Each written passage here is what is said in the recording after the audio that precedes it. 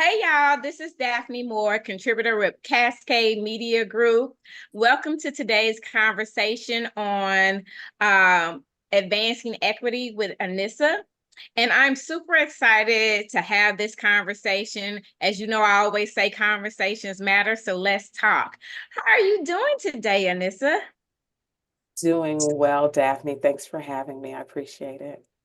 I'm excited for you to kind of tell us about like how did you get to Ford through Ferguson and tell us a little bit about your journey before Ford through Ferguson because you have a unique background. You know my background. We're not going to get into how long you've known me, but I moved to St. Louis in 1996 to attend Washington University Law School, having already earned a master's in public administration from Indiana State University. I attended law school with in my back pocket the idea that I probably would not finish, and I was correct. After 1 year, I left law school, and as I was kind of looking at what was available to me and what I was interested in and what my master's landed to, I landed into urban planning. And so for the last almost 30 years, right? I have been going back and forth, right? I've been going back and forth between urban planning in a municipal government setting and the nonprofit sectors. So I started out as what we call a planner one for the city of Chesterfield. So all that great stuff in the valley, that did not exist when I started working for them. It had been zoned but not implemented. So I was on the team that started getting buildings raised up in the valley after the flood. Then I moved over to University City and got some economic development planning work in my background, as well as some group facilitations and comprehensive planning under my pocket, really boots on the ground, literally going knocking on doors, counting parking spaces, all the things that Chesterfield did not have staff doing.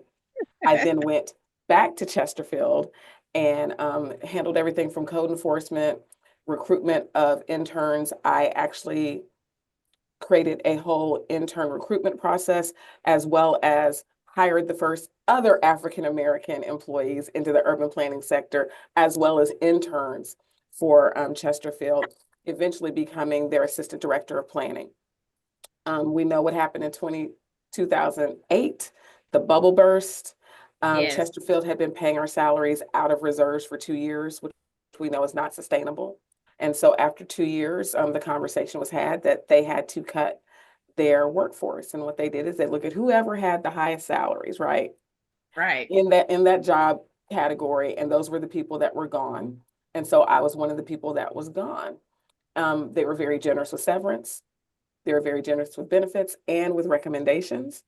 And so I was able to kind of take my time and look to see what spaces I could bring my talents to and what I wanted to do.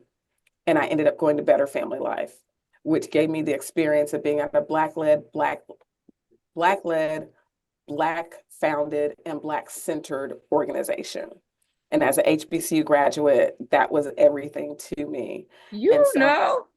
girl, look now, come on now, little Okay, I'm Livingstone stopped. College right here, but there we go. Um, So at Better Family Life, I was brought in as a division manager, Missouri Work Assistance. I had St. Louis City and St. Louis County, and I will say number one and number two in the state for engagement of those receiving temporary assistance to needy families, also called TANF, but most people call it welfare, the cash benefit. So we Right. had the unique opportunity to engage people that had never really been engaged at a high area with a lot of respect, understanding the cultural differences between case management that they typically had and what we could bring to them in a holistic manner. Understanding that there are sometimes where the issue was not getting the paperwork done, it was not even getting them a job or into school, but giving them the supports that they need and having those conversations, sister to sister, brother to brother, neighbor to neighbor, Yeah. as Yeah. opposed to the corporate speak that we're taught to teach when we do case management. I was at Better Family Life when Michael Brown died, trying to manage a state contract as a subrecipient of federal dollars where they're saying you need to do X, Y, and Z. And we're seeing people in the community as well as in the staff dealing with the real implications of a young Black man being murdered by government. And we're holding a government contract. Right. So, how do you give respite? How do you ensure that you are doing things in a way that makes sure these people get this needed benefit right, but also understanding that they're tired and their case managers are tired. And what are the strengths that you bring into that space to be able to speak truth to power and to say enough is enough, but then also provide the resources that are necessary. And luckily at Better Family Life, it was collaborative across the different divisions, and we did what we needed to do. But in that time, I'm thinking about what are the other things I could be doing besides workforce development, besides just Right. being centered in that one space. And an opportunity presented itself to go to Belleville, Illinois. So let's talk about the East Side. My son's father, my ex, is from East the East Side, born in East St. Louis. So aunts, uncles, cousins, all of those things. And I have a 10-year-old boy who's questioning me about how something like this could happen to a big kid who looks a lot like him. And I'm thinking about what my son needs as a young Black man at the age of 10 that I could give him living 40 minutes, 45 minutes away from his father. So the decision was made to go to Belleville, one understanding that the Justice Department had been there a decade or so before I arrived. Two, understanding that his father would be 5 to 10 minutes away. And as an only child, he would have aunts and uncles and cousins and his father nearby. And then three, knowing my background in municipal planning, knowing that I'm coming from a Black-led organization, knowing that Belleville is not going to be predominantly white in 10 to 15 years, and that someone needs to be able to speak truth to power and be at that table.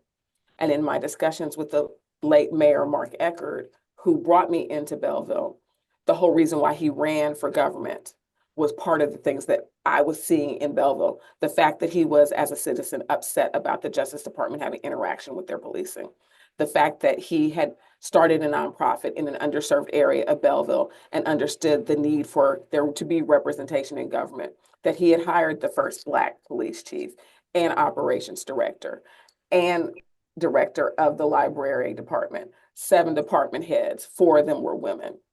And so there was a space for me to come in and be my authentic space in a largely white-led environment that had never been provided to me, but then to also bring in my authentic self, my voice and my real forcefulness that I had always kind of kept hidden. There's a big difference between Annissa in 1997 and Annissa in 2015 when I stepped into Belleville, and understanding that I had broken all these barriers. So I carried weight in what I said by the experiences that I had, and that community was looking at me.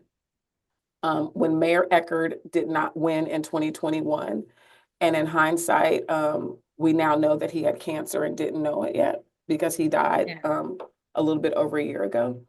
I was not retained. I will say that there was a lot of conversation about my being hired. There was a lot of conversation about me being retained, and a lot of that conversation did not include me. So that happens a lot in government, unfortunately. That happens a lot in government. I heard things like stepping out of her place. Is this the face that we want to have representing our community? Right. Although you've been representing them for a long time, so. I've been representing them for a long time. And I will say the constituency that I engaged did not have an issue with that. There were a select few. So I found out that I was not going to be retained, but I already had a final interview scheduled. So I found out I wasn't going to be retained on a Thursday. I had a final interview scheduled for a Monday at Dutchtown South Community Corporation. So Dutchtown South is in South St. Louis City, and it is Dutchtown, Marine Villa, Mount Pleasant, and Graveway Park. 4 large neighborhoods in South St. Louis City that most people don't realize are representative of 10% of the city of St. Louis's population. Yeah. Has the largest mix of all the cultures that are represented throughout the city in those 4 municipalities, in those 4 neighborhoods. And so in working at Dutchtown South, there were a couple of things. And one of the things that was first mentioned to me was, why are we called Dutchtown when we are not a homogenous community that it was when the neighborhood was named? And if you see the old signs, it's the scrubby Dutch girl in the apron and the clogs scrubbing that is not what that community looks like. It's large in immigrants, Latinx community, African American, and white. And out of the 4 neighborhoods that Community Development Corporation served, only Dutchtown had a largely white population. And even then, it was by scarce amounts. Yeah. So looking at why it's called what it's called, looking at the mission and what the composition of the board and the organization should be, and understanding that in many instances, the only voice for equitable, affordable housing in the area had been coming from that organization even prior to my coming there. And so while I was at Dutchtown South, one of the things that was done was one, to look at the vision and mission statements to make it clear that what we were doing in practice was actually a part of our core value. So to change the mission and vision to make sure that it states that they were racially and socioeconomically equity based in their creation and advocacy and empowerment for affordable housing, retaining of community, and empowerment of those citizens who don't want to be pushed out by gentrification, right? Can you talk a little bit about that piece? Because a lot of times, as people, as you know, as the community redevelops, there is a push out, a force out. And can you talk about that work that is needed and that you did during that time at Dutchtown? So when I was at Dutchtown South, I did a lot of, so there was a lot of work just in the office building infrastructure because so many things had happened and so much funding source and different projects had come in, but sometimes the infrastructure and the actual framework just to keep the doors open wasn't necessarily there. Um, then there was also the recruitment of a board that was representative of the community. So when I came on the board, it was largely white and male and college educated, as opposed to having, you know, Latinx representation, African American male representation, a diversity in educational ranges of those who were sitting on the board. So it looked one way when I started, and it looked another way when I left. In addition, in terms of the affordable housing sector and the gentrification that we're talking about, right? So we've seen it all over the city. So when I moved here in 1996, I was told you don't go to the Grove. You don't go past Van de Vetter. You don't go past Skinker de Bolivar. Like there were all these pockets of areas that we were told not to go into. But as population shifted, which we know that it does, and it becomes the popular place, then community that has largely been in those areas and held it down because it was affordable in most instances. But why was it affordable? It was often affordable because of disinvestment. So population stays, or maybe their family's always been there because it's been where they have their roots. That's where they could afford it. The house is paid off in some instances. It's been in the family for generations. But then when it becomes the hot spot, when people start moving into those areas, then the taxes go up. So then you can't pay the tax bill. Or there is a pressure from developers to sell and get out. And you're looking at more money than maybe you've ever been offered in your life, right? And you're also looking at the upkeep and the maintenance. And maybe you're not making the type of money that your neighbors are making. And there's no real sense of community that's being created. So if you look at the historic small town model, it's always been people of all types of economic strata that have worked together, lived together. And all the kids cared about is like, come outside with your baseball bat, come outside with your basketball, let's play. But as we have built our urban cores, as we've built these larger communities and cities, we've gotten away from living next to people who maybe don't have the same things that we have, who don't have the same educational status. And somehow we think that in order to build community, it has to be homogenous, whether it's the socioeconomic status or the racial component. And that's not how the Black community in the past had ever been. We've always historically been mixed income communities, and somehow we've shifted toward homogenous things that we know don't sustain communities, especially for the people who are low income, poverty, and sometimes even almost middle classes, like I like to call them. Yeah, well, if you think about it, the anchors had always been churches and schools, right? So you see the schools closing, whether it's the parish school or whether it's the public school. You see the churches moving out to the county. And so then where are the anchors that allowed for those senses of community and those mixtures of people to really take place? And so what you've seen, particularly in St. Louis City, is as areas become popular and population shifts to what becomes popular, then those who have held the community down often are displaced or pushed out. Yeah. And so those conversations were the conversations that we at Dutchtown South, as well as some of our community partners, were really starting to dive deep into. And I will say that Dutchtown has been and anchor in that community at this point for 51 years to really hold things down, to have those discussions, and to try to create solutions. So while I was at Dutchtown South, in addition to the mission and the vision, I was a participant in some of the roundtables that St. Louis Development Corporation was having in terms of equitable development and where the areas of concentration should be. And so there's a lot of discussion I was having with you when you were there about making sure that Dutchtown was an area of focus, because That's right. people had moved from like Tower Grove to Tower Grove South, and it was creeping into Dutchtown and Marine Villa and Gravway Park. And, so in seeing these things happen and seeing that people were starting to feel like, okay, I finally found someplace that I can call home. I finally feel someplace where like you literally would see people that look nothing like each other walking down the street in community with each other. They really were making an effort to know each other, to have each other's back. And all we're hearing on television is about the crime, but these people are And actively nobody's doing, talking, yeah. right? The And you people, know what?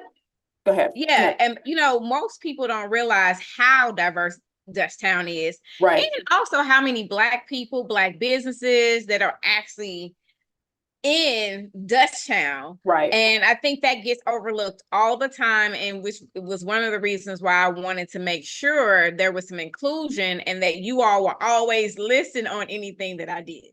Right. And the biggest thing is like when we would have people from out of the state, people from the state level, even people from the city level come, and we take them on a walking tour.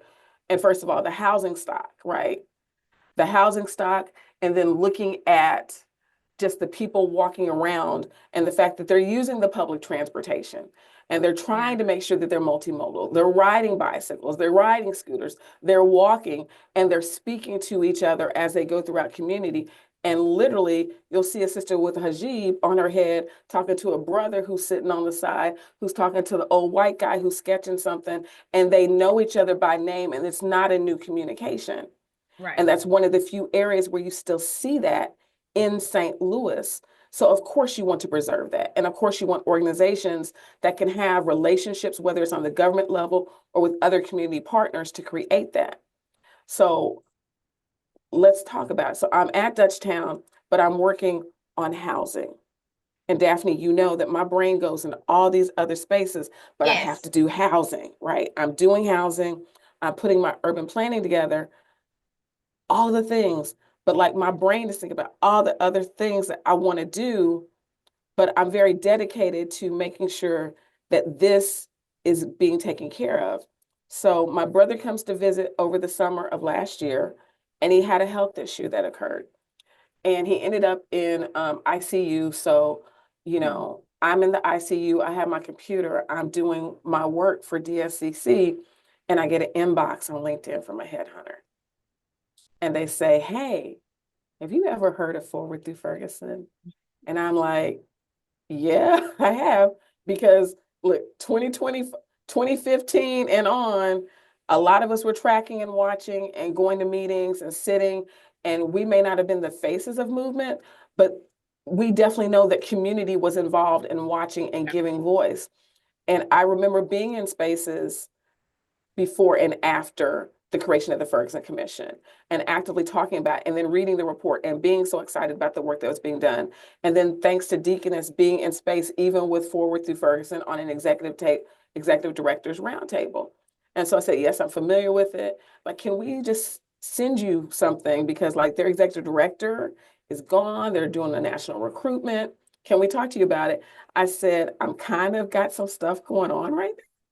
And I didn't want to say what it was, but then they just like repeated, like they hit me up against like, we really do want to talk to you. And I explained what was going on. They're just like, just if you can read this and get back to us. And my brother was doing better. And I remember him saying, if you don't talk to them people, like go get this job. Go talk to these people, because it lets you kind of expand beyond the boxes you've kind of always been in. Not that the boxes that I've been in have been restrictive, but it lets you kind of expand and bring your expertise. So I took the first phone call actually in a car in the hospital parking lot. Wow. And then they're just like, okay, so yeah, we think, can we forward your information and our notes to the committee of the board. And I said, sure. I didn't think anything was going to happen. So I went about my business. And then I got a message saying, hey, can we Can we interview, interview? can the board committee interview you? And I was like, sure. I did my board committee interview the same day my brother came home from the hospital. Like Wow. literally, I ran to the hospital, put him in a room, went on my sun porch, which is also my office at home, shut it down, sweated bullets through it. And I was like, well, there goes that, right? And then I got a message like about a week later saying, hey, can you create a project talking about what your vision would be for Forward Through Ferguson? Here's this information. We're working on a strategic plan. What would you do with the strategic plan? What would you do going out the first year or Right. two if you were to be a leader? So talk about that a little bit. You got thrown into a lot of things when you got to Forward Through Ferguson. The racial equity summit was happening. I think you were a week or 2 weeks in. Like two And weeks in, then, something like that. Yeah. yeah, so talk about that experience and then talk about what you're doing now to continue to move racial equity and other programming forward in the St. Louis region. So I started October the 2nd, so I'm just shy of my 1 year anniversary, right? And I come in and the strategic plan has been approved and it's very different than what they thought it was going to be. They thought it was going to be this wonderful document to tell the world, Forward Through Works is going to do all these things. But then they realized that with the addition of me, they had doubled their staff in a year. Wow. So you've gone from being a startup to now needing a stabilization phase, right? Um, they also had the Racial Equity Summit. I started on the 2nd. The Racial Equity Summit, I want to say, was November the 9th, 10th, and 11th.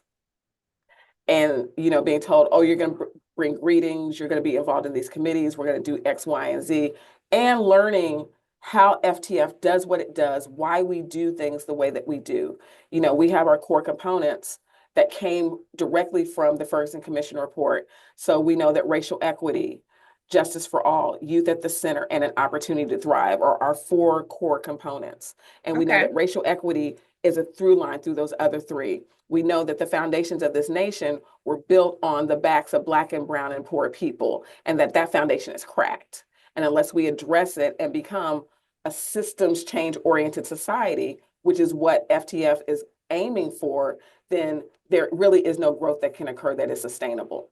So Right. we say it Forward Through Ferguson that we are an anti-racist systems change organization, meaning that we look and we challenge, but we also seek to speak truth to power and to be a bridge between community and to those who have the ability to make real substantive change.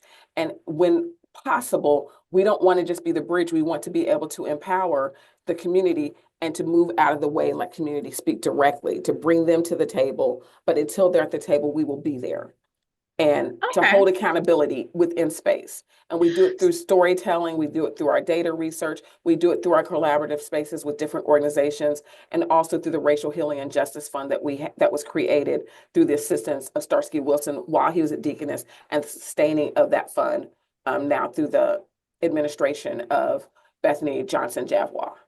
Okay. So I know I know we have a few more questions, but let's go back for a second. August was the 10th anniversary of Michael Brown being murdered. And so let's kind of talk through all the things you just said. And then it's August, it's the 10th anniversary. I know there are a lot of conversations about what has changed, but then there's a lot of conversations about things that haven't changed. Like, how do we move the needle and move St. Louis forward? So it's very interesting because a lot of people want a measurement, right? They want Yeah. a measurement in a 10-year period over things that are generational and actually embedded and threaded throughout our region and our nation. What I will say is one of the largest things that I've seen that is different now than what it was is that community is a lot more mindful and pays a lot more attention to policing. They're also paying a lot more attention to how we are educating or not educating our children. And there also is, I think, an activist-minded scope of how do I get involved and how do I ensure that people hear me and that I am active, that I don't think that we necessarily had before. And so what we have to do is we attempt, when we are addressing an issue and we are highlighting something, that we create the information that community needs to decide what their next move should be, or to influence us to tell what the policy should be to those who have the ability to create policy. So one of the documents that was created just as I was coming into Forward Through Ferguson was the Transforming 911 document, right? And Okay. so in that document, it talks about the infrastructure of St. Louis City and St. Louis County. We have not done the St. Louis City. That's yet to come. In that document, it talks about how you may call into 911, but that 911 center that takes the call is not necessarily one that's the closest in proximity to you. So then there's a relay that has to occur to get your first responders to you when it's necessary. We also are Mm, finding that because of disadvantage or systematic issues, people are not necessarily calling 911 for the reasons 911 exists. It might be a mental health issue. Why are we sending first responders who are not trained to deal with someone who's having a psychological right. break to a home? And we know that when that occurs, in many instances, there is violence that occurs or even death. Yes. Um, if you call and there's a delay in getting someone to you and there's a medical emergency, then what happens is that you could possibly die or that the situation becomes more grave. So from that Transforming 911 document, we have now moved into looking at creation of a first responder alternative pilot, which talks Okay. about what happens if the resource that 911 typically is in the situation of addressing can be handled boots on the ground in your neighborhood, in your municipality. Like, is it a matter of someone needing an EpiPen? Is it a matter of someone having an overdose and needing the necessary adrenal treatment for that? Is it a matter of having doulas who are available if someone goes into labor? Because we know that maternal health is also an issue that is not addressed properly. And 911 may get to you in time, but if you're a Or they high may risk, not. or they may not, and if you're a high risk pregnancy, what then happens? So in the creation of the Transforming 911 document, which led to this other pot of funding that we're working on now, there was a creation of a website, there was a creation of a report, there was a creation of a cartoon and a one pager. So in the storytelling that we do, we attempt to take the information and the data and make it in a means that people actually read it and use it and get the information that they need in order to advocate and push for the changes necessary and be able to say, well, it says that X, Y, and Z is occurring. And I know because here's the data. Right. So you have the typical report, which is 30 something pages long, right? Then you have a one pager that literally looks like a cartoon. Then you also have a whole website that you can refer to. And you also have a cartoon that steps you through that 30-page document. So you can get your information in multiple ways of narrative that best suits you, because everybody's not going to read Okay. that large document. No, everybody's not. So that is one of the means by which we engage community, is that we attempt to find different ways to provide the data. So the data pool is always going to be the data pool, right? You do the sunshine law request, you have somebody that gives you the information, you have to go down through it, you have to analyze it, find the results, and also give recommendations for policy. But are there different ways that you can present it to Right. community so that they're not just looking at yet another study? Because how Gotcha. many studies have we done in St. Louis about everything? We've done a lot of studies in St. Louis. Right. So I know we've talked about a lot of different things, and I guess my final question is a two-parter. What challenges are you still having? And then, what's next? What is that next big thing for Forward Through Ferguson? Because you all do a lot of things in community, and I know since we have you at the helm, something bigger and greater is coming, because I know how your mind thinks. And so can you talk more about that as we close out? So I've mentioned very briefly the Ferguson Commission report, and we were created out of that report. It called for a 501c3 to be the stewards of the plan, but there are 189 calls to action. One organization can't do that. So we are the shepherds, we are the stewards of that plan. We look for who else in community is doing the work and how we can provide that support, and also the recommendations for policy to allow the needle to be moved, right? We talked about that. Right. So we just finished the pilot of the Racial Healing and Justice Fund, which is something that I mentioned that when he was at the helm of Deacon, and Starsky Wilson literally cold called and cold called to get it funded.